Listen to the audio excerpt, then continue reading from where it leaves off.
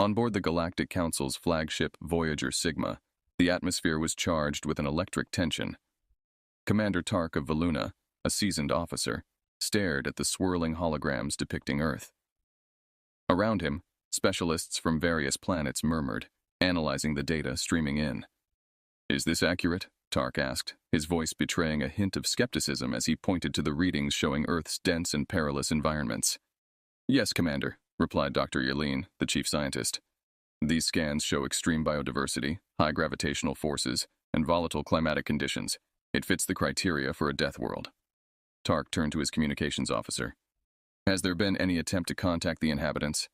"None, sir. The planet uses primitive communication technology. We risk exposure or unintended confrontation," the officer reported. Just then, the door to the command room slid open with a soft hiss, and General Horus entered, a towering figure known for his strategic acumen. His eyes immediately locked onto the holographic images of Earth. "We can't ignore this," Horus declared, folding his arms across his chest. "A death world in an uncharted sector could hold vital secrets or pose a significant threat. We need boots on the ground." Tark nodded, his mind racing. "Agreed, but we proceed with caution. Prepare a reconnaissance team. I want our best on this." In the depths of Earth's Atlantic forest, James Carter, a former Special Forces operative turned survival expert, was blissfully unaware of the galactic spotlight on his home planet. He trekked through the dense undergrowth, his boots sinking slightly into the moist earth.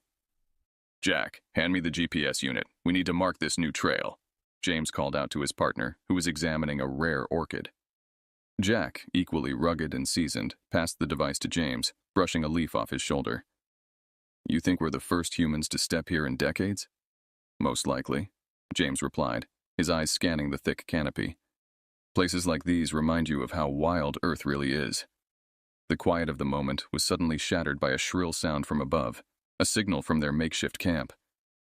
"That's the alarm. Someone's at our camp," Jack said, his voice tight with urgency.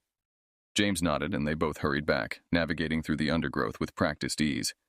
As they approached the camp, they saw a small drone hovering, scanning their equipment. "Damn it, poachers are worse," Jack wondered aloud, reaching for his binoculars. "Or something else?" James mused, observing the drone's make. It didn't match any design he recognized. A sleek, almost ethereal appearance, unlike the bulkier human-made models. "Let's take it down. It might give us some answers," James decided, pulling a compact crossbow from his pack. A precise shot later, the drone was on the ground. As they examined the downed drone, James noticed unusual symbols on its hull, clearly not of human origin. "Jack, this isn't from Earth. We've got bigger problems than poachers," James concluded, a sense of foreboding settling over him. Back on the Voyager Sigma, Tark received the reconnaissance team's first report. "They've encountered human technology and taken down one of our drones," the analyst reported, displaying the footage of 2 humans with the drone. "Interesting," Tark mused. "They're resourceful and quick. Prepare for a potential hostile environment. Earth isn't going to be straightforward." As the team on the ship braced for complexities, James and Jack prepared to defend their home, unaware of the full scale of the galactic forces aligning against them. The stage was set for a confrontation that would test the very limits of human ingenuity and courage. In the dense foliage of the Amazon rainforest, James Carter and his companion Jack prepared for the unknown. The alien drone they had captured was like nothing they had ever seen, its technology far advanced beyond human capabilities. They knew that they were dealing with something extraordinary, and the realization had set them on edge. Back at their makeshift base, a tarp-covered area concealed by thick underbrush, Jack worked on the drone, attempting to bypass its security. "This tech is way out of our league, James," Jack murmured, his brow furrowed in concentration. "But if I can just crack this encryption, maybe we can find out who sent it." James nodded, keeping watch. "Keep at it. I'm going to scout the perimeter. Something tells me that drone wasn't just lost." As James patrolled the area, the silence of the rainforest was eerie. Every rustle in the underbrush seemed amplified, every call of the distant wildlife a potential alarm. Meanwhile, orbiting Earth, Commander Tark briefed his elite unit of reconnaissance specialists. "Your mission is to gather intelligence on the human response to our presence and assess any threat level. Remember, this is a death world. Expect extreme hostility from both the environment and the inhabitants." The unit, composed of beings from various hardened planets, nodded in understanding. They were trained for extreme conditions, but Earth's reputation made even the most seasoned among them uneasy. The team landed in a quieter region of the rainforest, some distance from James's camp. As they deployed, their leader, Sira of the Tavok, adjusted the environmental settings on her suit to Earth's oppressive humidity and heat. "Keep communications open and scanners active," Sira ordered. "We don't know what kind of creatures inhabit these lands." Back at the camp, Jack had a breakthrough. "James, come take a look at this," he called out, just as James returned from his patrol. "I've managed to access its navigation data. It looks like there are more of these drones, and something tells me they've got a base of operations nearby." James examined the data, his mind racing with tactical possibilities. "Let's find it. If they're here to study us, they'll be gathering data. We need to know what they're after." Equipped with the captured drone's data, James and Jack set out toward the coordinates that seemed to indicate the alien base. They moved silently, camouflaged by the foliage, their senses alert to any movement. As they approached the location, they spotted alien figures moving through the forest with cautious, calculated steps. The aliens were unlike any humans, their bodies slender and movements graceful, adapted to their own harsh worlds, but not to Earth's unpredictability. James signaled Jack to halt. "There. We're not alone in this game. Looks like we've got the upper hand for now. They haven't seen us yet." They watched as the aliens deployed strange devices, likely sensors or communication tools. James whispered, "Let's get closer. We need to hear what they're planning." As they edged nearer, hidden by the undergrowth, they caught snippets of conversation in a language they couldn't understand, but the tone was unmistakable, methodical, almost clinical. Suddenly, the ground beneath James gave way slightly, an unfortunate misstep on a brittle branch. The snapping sound sliced through the silence, and the alien team instantly turned towards the noise. "Human contact, prepare for engagement," Sira's voice rang out, clear and commanding. James and Jack, realizing their cover was blown, readied themselves. "Looks like the welcoming committee knows we're here," James said, his voice low and calm as they prepared to face their interstellar visitors head-on. The dense Amazonian undergrowth trembled with the sudden urgency of confrontation. James Carter and Jack positioned themselves strategically, using the dense foliage as cover. Across the clearing, the alien reconnaissance team swiftly formed a defensive perimeter, their advanced weaponry humming softly in the heavy air. James eyed the aliens, noting their swift, precise movements and the ease with which they adapted their formation. "Jack, these guys are trained, possibly military. We need to be extremely careful here." Jack nodded, signaling agreement while keeping his focus on the closest alien, who was manipulating a device that seemed to scan the area. "Any ideas on how to handle this?" "We need to communicate. Show them we're not a threat unless they make us one," James suggested, stepping forward slightly, hands raised in a universal gesture of peace. The alien leader, Sira, watched the humans emerge. Her translator device immediately began working, converting her words. "Identify yourselves. This planet is under observation by the Galactic Council." James, hearing the translated speech, responded calmly. "I'm James Carter, and this is Jack. We're not your enemies unless you give us a reason. We just want to know why you're here." Sira assessed James's posture and tone, her own body language neutral but alert. "We seek knowledge about your species in this world. Your planet is classified as a DeathWorld. It poses significant risks." Jack, with a skeptical glance, retorted, "And what does the Council plan to do about these risks?" The tension was palpable, as Sira paused before responding. "That depends on the threat level we assess from our observations." The standoff continued, with neither side willing to lower their guard completely. Meanwhile, back in the Council's orbital command, Commander Tark monitored the exchange, his face a mask of concern. "Keep the situation under control, Sira. We cannot afford a conflict with the natives." Back on Earth, James decided to take a risk. "Look, we know you're just doing your job, but so are we. We protect our home. How about we show you around, help you understand our world better? Maybe we can avoid any misunderstandings." Sira considered this for a moment, then nodded slightly. "Lead the way. But be warned, any sign of treachery will be met with force." As James and Jack led the alien team deeper into the jungle, they pointed out various dangerous plants and wildlife, explaining how humans have adapted to such a hostile environment. Sira and her team recorded everything, visibly impressed but still wary. Jack whispered to James as they walked, "Are we doing the right thing, helping them like this? It's better than starting a war we can't win." James replied quietly. Plus, this might give us some leverage later. The day wore on, and the jungle showcased its brutal splendor: venomous snakes, hidden predators, and treacherous terrain. The aliens' respect for human capabilities grew with every passing hour, their initial hostility tempered by the demonstration of human survival skills and respect for the natural world. As night approached, James proposed a temporary campsite. "We'll continue in the morning. You'll see, there's much more to Earth than threats." Syra agreed, signaling her team to set up a secure perimeter. "We will see what tomorrow brings, James Carter." That night, under the canopy of an alien starlit sky, both groups remained alert, each contemplating the fragile thread of tentative trust that had begun to form between them. The first trial was set on a remote, barren planet chosen by the Galactic Council for its harsh conditions and unpredictable weather patterns. As the team prepared to disembark from the ship, Jake tried to boost morale.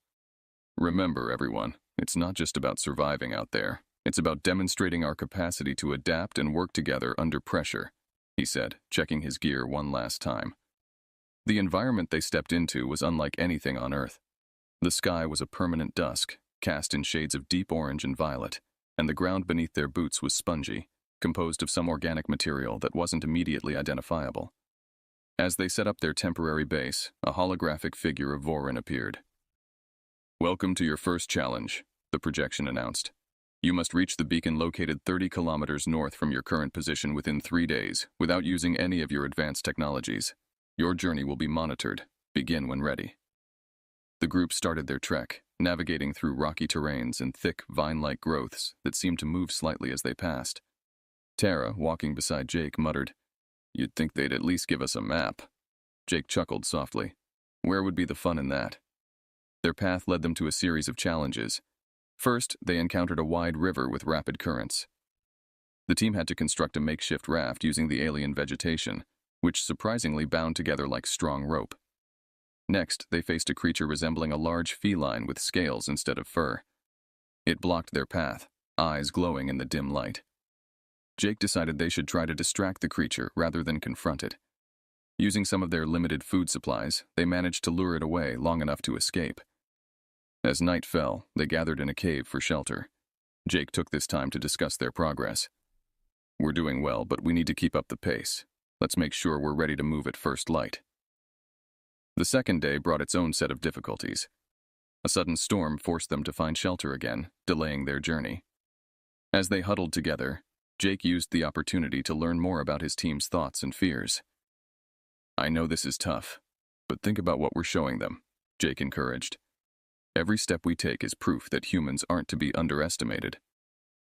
On the final day, exhausted but determined, they sighted the beacon, a towering structure emitting a soft blue light. The relief was palpable, but as they approached, an unexpected challenge arose. A chasm, 20 meters wide, stood between them and their goal. With no materials left to build a bridge and time running out, Jake rallied the team for one final push. "We can do this. Let's pool our ideas. There has to be a way."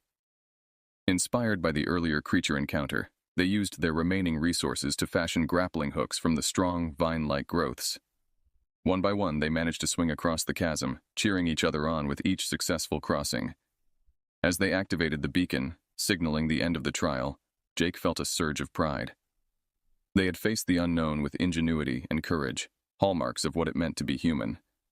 Back aboard the Council ship, Vorin greeted them. "Congratulations, you have passed the first trial impressively. Your adaptability and teamwork have been noted." As they returned to their quarters, weary but exhilarated, Jake reflected on the day's events. They had not only survived, but had thrived, demonstrating the indomitable spirit of humanity.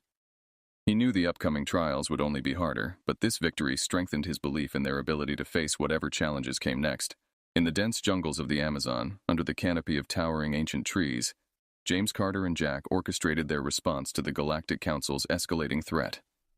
Utilizing their deep knowledge of the terrain, they began to mobilize a network of local survivalists and ex-military comrades, leveraging guerrilla tactics that were second nature to them. "Everyone, listen up," James addressed the gathered group at their concealed base camp, a flicker of urgency in his tone. "The visitors from the stars aren't here just to observe. They're planning to lock down Earth, to control it. We can't let that happen." Jack stepped forward, distributing maps and digital devices. We've marked the positions where the aliens have set up their tech. These are our targets. We hit them fast, hit them hard, and vanish before they know what's happening. The team nodded, a mixture of determination and apprehension in their eyes. They were skilled, but this was unlike any opponent they had faced before.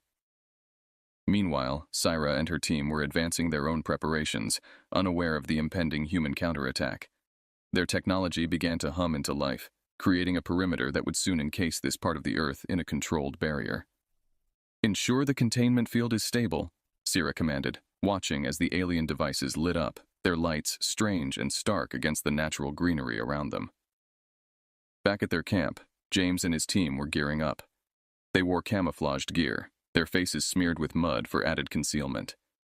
Each member carried lightweight, high-impact weaponry suitable for quick, stealthy strikes. As night fell, the team set out. The jungle, alive with the sounds of nocturnal creatures, masked their movements. They approached the first site, a small clearing where the aliens had installed one of their larger machines. "On my mark," James whispered into his comm, his eyes locked on the alien guards patrolling the area. Timing was everything. "Now!" His voice was a sharp whisper. The team surged forward, disabling the guards with non-lethal force before planting explosives on the alien machinery. Explosions shattered the night, sending birds soaring into the sky as flames lit up the dark. James's team retreated swiftly, disappearing into the underbrush as alien reinforcements arrived. Syra, receiving reports of the attacks, realized the situation was spiraling out of control. "Increase security. Deploy more patrols. We can't let them disrupt the containment protocol," she ordered, frustration evident in her voice. Her respect for the humans' capabilities grew, mixed now with a wary caution. Throughout the night, similar skirmishes erupted around other alien sites. James and his team moved like shadows, striking unpredictably and retreating into the wilderness. As dawn broke, James surveyed the damage done. They had managed to disable several key alien installations, buying more time to rally further resistance. "We've shown them that we're not easy targets," James told his team, a grim satisfaction in his voice. "But this is just the beginning. They'll come back harder." Jack, checking his gear, nodded in agreement. "We'll be ready for them. Earth isn't just our home, it's our fortress.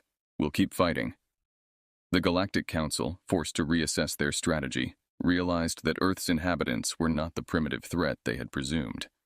The council members convened in an emergency session, the failure of their initial containment efforts a heavy shadow over their proceedings. "We must understand these humans better before we proceed," one counselor argued. "Their ability to adapt and counteract our technology is unprecedented." As both sides prepared for what was quickly escalating into a full-blown conflict, Earth remained defiant, a beacon of untamed spirit, unwilling to bow under alien control. The struggle for Earth's autonomy was far from over, and James Carter stood at the forefront, leading the charge for humanity's freedom. In the early hours before dawn, under the dense canopy of the Amazon, James Carter and his team gathered to plan their most audacious move yet. The Galactic Council's forces, rattled by the humans' guerrilla tactics, had begun to consolidate their technology into more defensible positions, making them harder targets, but also more critical to the alien strategy. "Here's the plan," James began, pointing to a digital map projected from his rugged device onto the side of an old shipping container that served as their command center.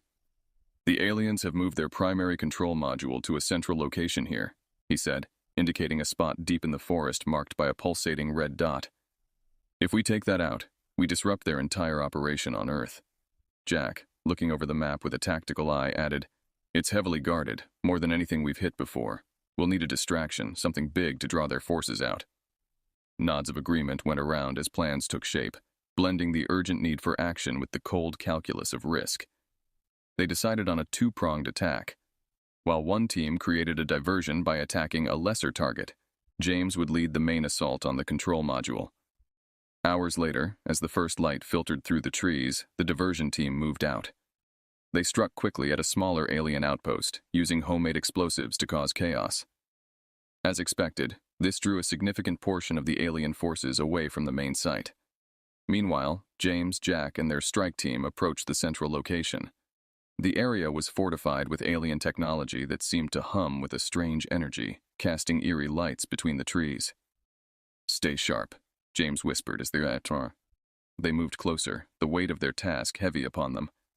They encountered outer defenses, which they dismantled with precise, quiet efficiency, thanks to their preparation and reconnaissance. As they reached the control module, a sleek structure of unknown metals and pulsating lights, James felt a surge of adrenaline. "Here we go," he muttered, setting charges around the structure.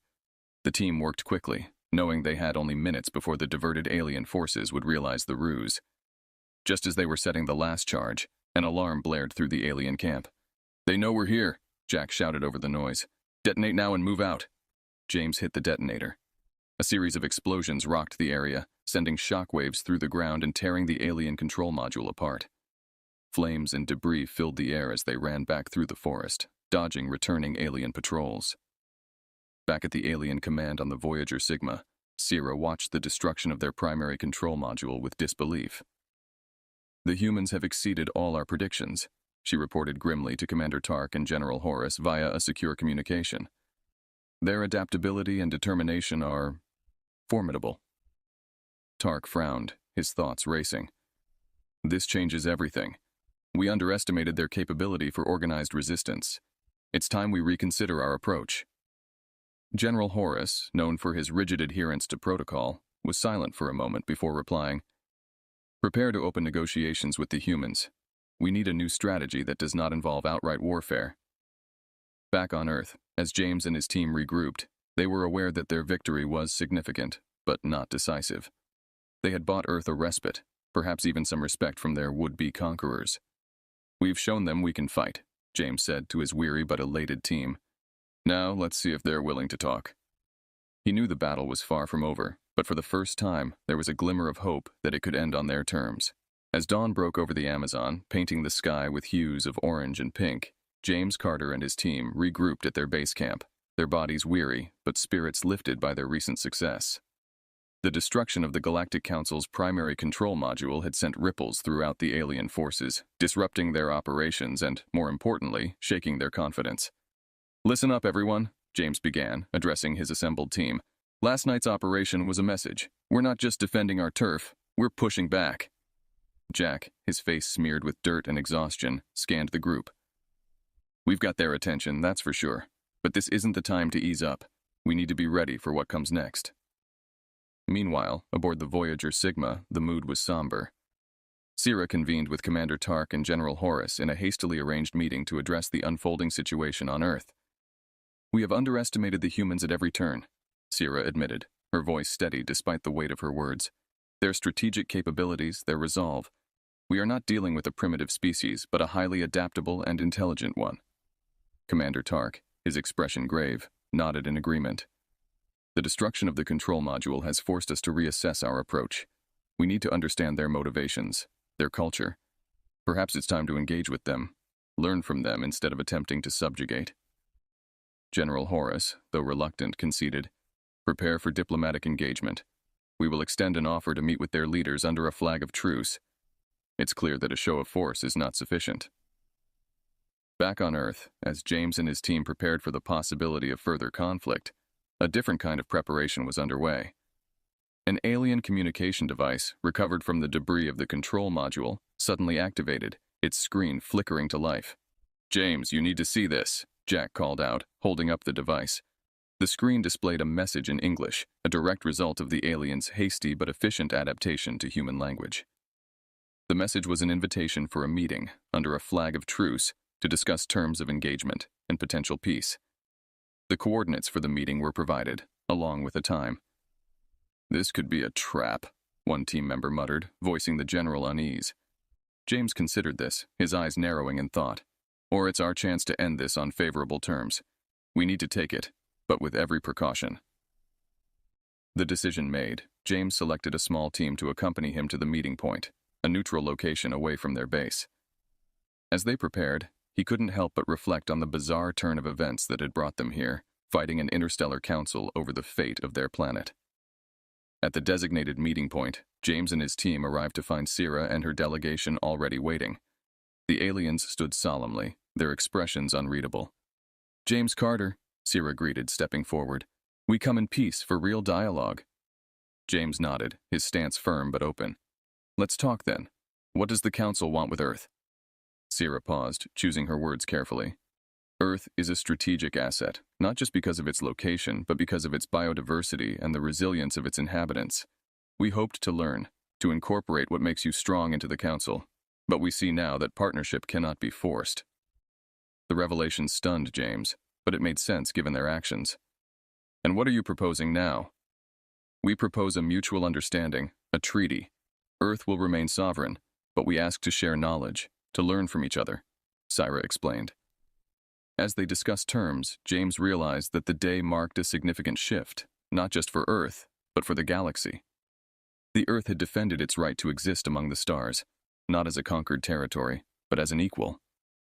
This new alliance would be fragile, fraught with challenges, but it was a beginning. As the first rays of sunlight warmed the meeting site, it symbolized a new dawn, a new era for Earth within the vast cosmic community. As the early morning light filtered through the dense canopy of the Amazon, reflecting a kaleidoscope of green on an unusually quiet clearing, a sense of solemnity permeated the air. James Carter and his team, alongside the alien representatives led by Syra, prepared for what was being termed as the decisive negotiation that would dictate the future relationship between Earth and the Galactic Council. The setup was simple, yet charged with the gravity of the occasion. A large, flat rock served as the negotiating table, surrounded by both human and alien delegates. James, who had become an unexpected symbol of Earth's resistance and strategic acumen, took his place at the table, his expression resolute but open to dialogue. Syra initiated the discussion, her tone reflecting newfound respect for the humans. James Carter, we've witnessed the capabilities and the determination of your people. It's clear that any further conflict would be detrimental to all involved. The Council proposes a cessation of hostilities and the commencement of a cooperative relationship. James, taking a moment to glance at his team, responded, "We're prepared to end the fighting, but under terms that ensure Earth's sovereignty and security. We seek a partnership, not patronage." The talks unfolded with intense deliberation. Earth's representatives argued for strict guarantees that would protect the planet's autonomy, while the Galactic Council sought assurances that Earth would not become a future threat or a wild card in the cosmic order. As they neared the conclusion of the negotiations, a breakthrough came. James proposed an innovative solution: a joint Earth Council advisory body that would oversee the implementation of the treaty terms and facilitate the exchange of knowledge and resources without compromising Earth's independence. Syra considered the proposal intently, then finally nodded in agreement. This joint advisory body could indeed serve as a bridge between our civilizations, fostering understanding and preventing conflicts.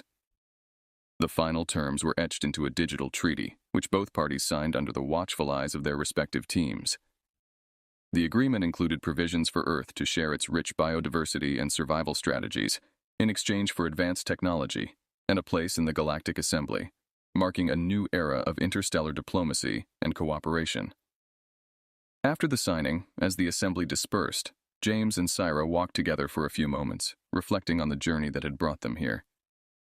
"You have shown us that Earth is not just a place of danger, but a cradle of formidable will and intelligence," Syra remarked, her voice carrying a tone of genuine admiration. James smiled slightly. "And you've shown us that even in the vastness of space, dialogue and mutual respect can prevail over conflict." As the alien delegation prepared to depart, promising to return with ratifications from the Galactic Council, James looked back at his team, who were quietly celebrating their hard-won peace. They had faced the unknown, and not only survived, but carved out a future for Earth that was brighter than any could have imagined. The treaty was a testament to Earth's tenacity and a beacon for its future, signaling to the galaxy that Earth was a planet of warriors turned peacemakers, capable of defending its sovereignty while extending a hand in cosmic friendship. As the sun rose higher, casting long shadows on the forest floor, James felt a deep sense of accomplishment and hope.